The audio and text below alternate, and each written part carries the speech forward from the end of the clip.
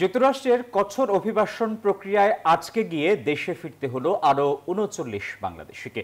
স্বপ্ন পূরণের আশায় ঘর ছেড়ে যাওয়া এই মানুষগুলো ফিরলেন শূন্য হাতে, সঙ্গে নিয়ে অপমান, লজ্জা আর গভীর হতাশার বোঝা।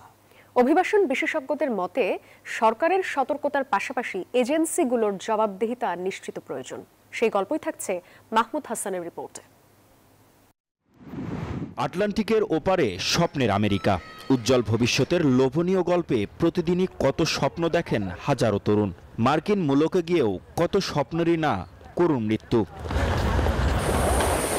অবৈধ অভিবাসীদের বিরুদ্ধে ট্রাম্প প্রশাসনের কঠোর দমন নীতির কারণে যুক্তরাষ্ট্র জুড়ে চলছে মার্কিন অভিবাসন ও শুল্ক প্রয়োগ অভিযান।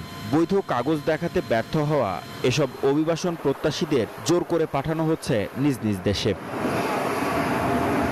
শুক্রবার ভোরের কুয়াশাচ্ছন্ন শাহজালাল বিমানবন্দরের আকাশ থেকে নামল বিশেষ এক ফ্লাইট।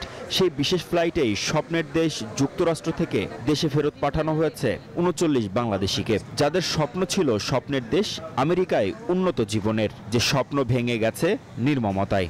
নানা জটিলতায় এবছরে এখন পর্যন্ত ২২০ জন বাংলাদেশিকে ফেরত পাঠিয়েছে ট্রাম্প প্রশাসন। ঢাকায় ফেরা এসব মানুষের অনেকেই বৈধ কাজের ভিসায় ব্রাজিল গিয়েছিলেন, কিন্তু আরও একটু উন্নত জীবনের আশায় তারা অবৈধ পথে পাড়ি জমান সুদূর আমেরিকায়। অবশেষে যুক্তরাষ্ট্রের কঠোর অভিবাসন আইনের কাছে হেরে গিয়ে দেশে ফিরতে হলো ভাগ্যহত।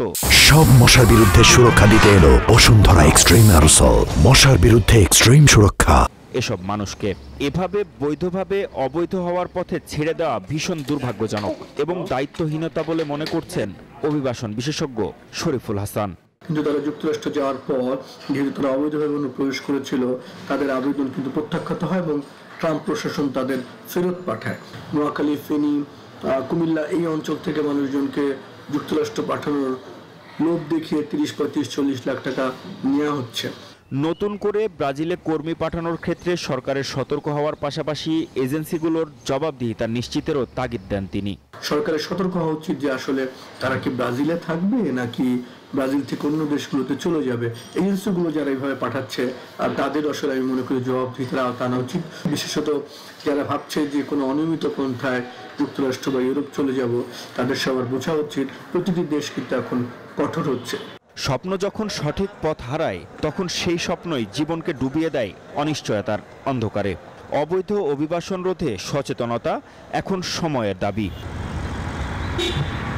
মাহমুদ হাসান, নিউজ 24, ঢাকা।